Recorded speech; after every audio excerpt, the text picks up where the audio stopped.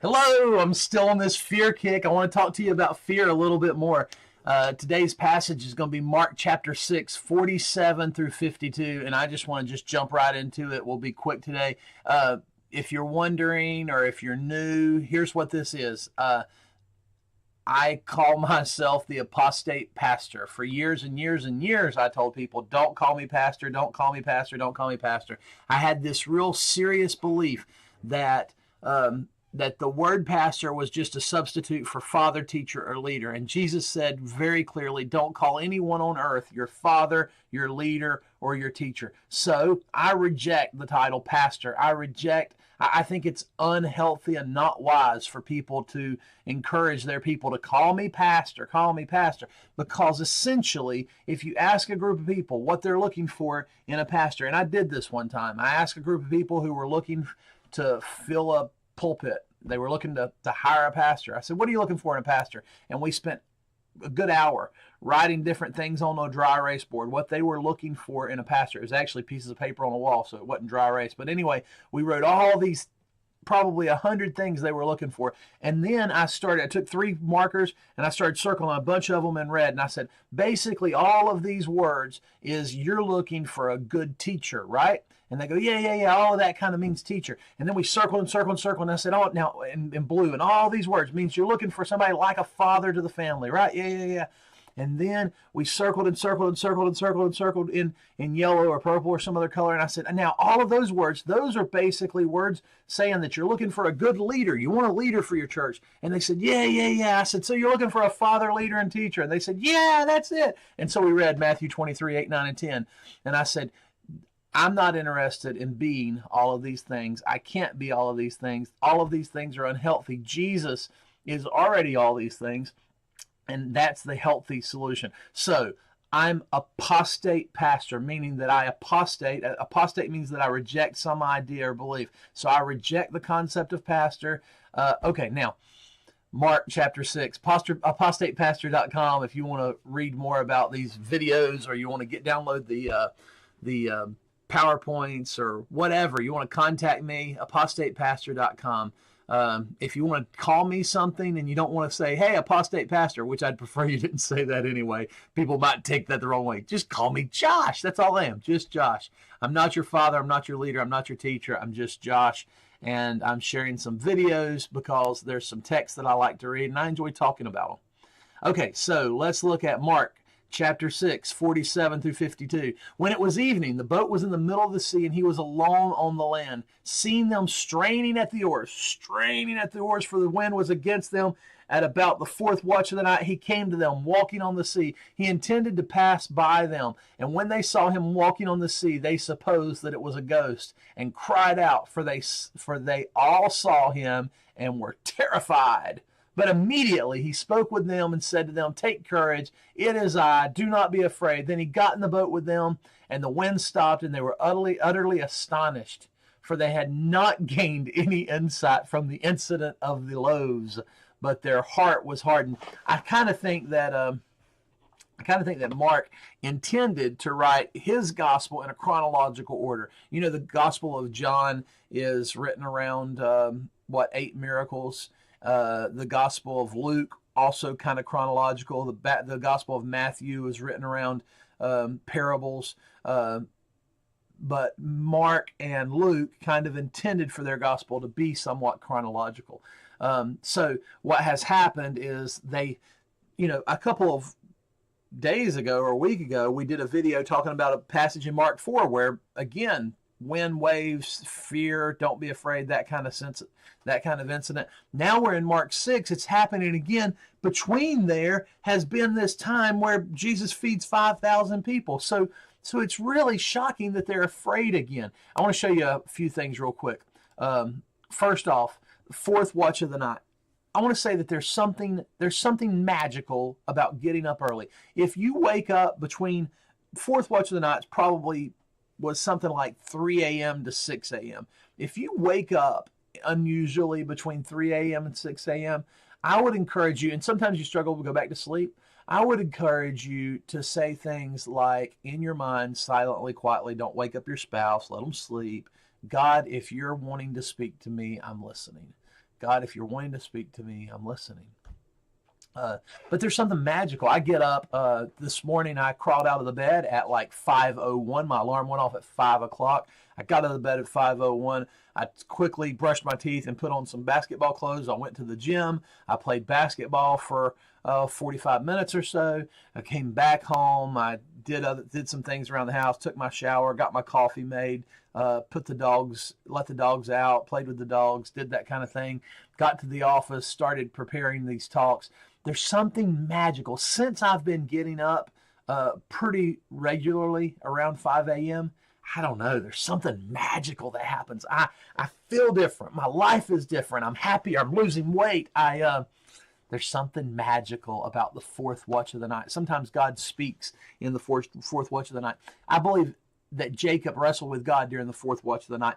That Moses led the children of Egypt they crossed the Red Sea during the fourth watch of the night. I know it took a lot longer than that. Peter walks on water during the fourth watch of the night.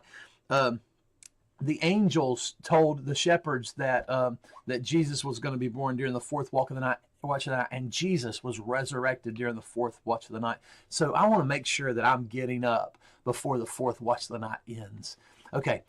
Some people might say, Josh, it's called the fourth watch of the night because you're supposed to be sleeping. Well, I get that. I understand. But I think something magical happens when we get up early. Jesus intended to pass them by. I think that it's interesting to me that when we're in a situation in our lives, something's going on, maybe there's a storm, maybe there's something going on in our life, Jesus sees it, wants to be close to us, but doesn't always butt in. He might walk by unless you cry out to him. And when I say walk by, I mean, I might be reading too much into this, but I think that there's something about that when we're in a situation, Jesus is right there. He's watching. He's concerned. He's coming near, and he's ready to help. And it's saying he comes near is kind of dumb because he's with us all the time. He's omnipresent. He's always here. But there's something to this that Jesus draws to our struggles, and he's there waiting to help, but he's not pushy. He's waiting. Do you want his help? They saw him. They supposed it was a ghost. They were terrified. I want to say this. Number 3, something about fear makes us irrational. It might even make us hallucinate. It might make us overreact. It might make us think in crazy ways. There's something about fear that just really took a drink of coffee to keep from saying a profane word. Let's think here. There's something about fear that screws us up, messes our brain up. It messes our life up. I was talking to my wife this morning. She's, I just closed on a little rental house that I bought, and it scares her to death when I'm trying to do investment kind of things. But she's afraid. The last time, I told her this morning about the last time you were so afraid. You didn't even, I brought her, I was sitting in the kitchen or the dining room area of a house that I took her to years ago, 5 or 6 years ago or so, maybe 7 years ago. And I said, I want you to look at this house and I want you to imagine. And the house, it smelled so bad. It had 30, the neighbor said there was 30, he counted 37 cats one day.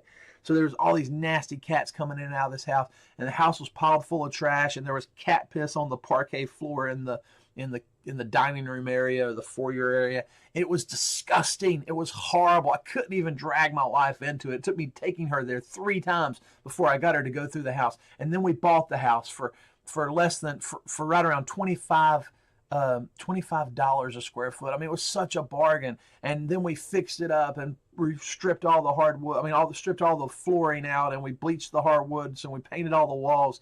And then we started putting in, granite, and started putting in hardwood, and started putting in, really, we cleaned it up. We fixed it up. We tiled the bathrooms. And now we live there, and we're happy. And it was very, very cheap. We bought it for $25 a square foot, and now it could sell for, probably 4 times that. And in spite of that fear and success and blessing, going into buying another house today has her still terrified. And I'm saying, baby, don't be afraid.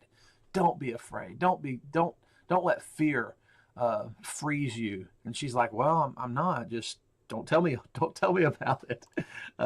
We kind of cleared the bank account today to pay for this other house, and it scares her. It says, but immediately he spoke. So when you're afraid, when you're in this situation, when you're going through a storm, Jesus is close by, cry out to him. You don't have to be afraid to cry out. Just say, Jesus, hey, I need you here. I need some help here. I got a little bit of anxiety. And immediately he spoke with them and he says, take courage. It is I. I'm here. Jesus is here. Don't be afraid. Then he got in the boat with them and the wind stopped and they were utterly astonished. Isn't it weird that they're still shocked in spite of the miracles that Jesus had already performed in their presence? So here's my 5 thoughts for the day. There's something about getting up early. Jesus is always near but not pushy. Fear, though natural, can be irrational and can even cause insane overreactions. Jesus is quick to shut down fear. Do not fear was probably his first words. I imagine that Mary and Joseph, when Jesus was not even walking yet, he said, don't be afraid. You say, Josh, why would you even say that? I'm just kidding, but I kind of think. I mean, a lot of times Jesus shows up and his first words are, do not be afraid. Or I can imagine now that there's Mary and Joseph and Jesus is there and he's got a diaper on and you hear something rumble in the diaper and Jesus goes, don't be afraid. Oh, insane. That's I guess there's things other than fear that can cause insanity. We should trust the process. Trust the process. Sometimes revelation isn't all that we imagine it to be. It's interesting. I find myself all the time, I found people all the time saying, why doesn't God just come down out of the sky and give us some kind of solution? Tell us that he's real. Tell us that he's active. Tell us that he's fixing the world. Why doesn't God just show up? Well, God did show up in Jesus, and he walked them through miracle after miracle, and they still, it says here, they had not gained any insight from the incident of the loaves. Why? Well, trust the process. Sometimes we don't gain any insight from doing it from God. If God were to do it our way, the way we ask him to, maybe we wouldn't gain any insight. Maybe he holds back some of the miracles so that we can gain some more insight. So we should trust the process. All right. Thanks for listening. Talk to you tomorrow or in a couple of days.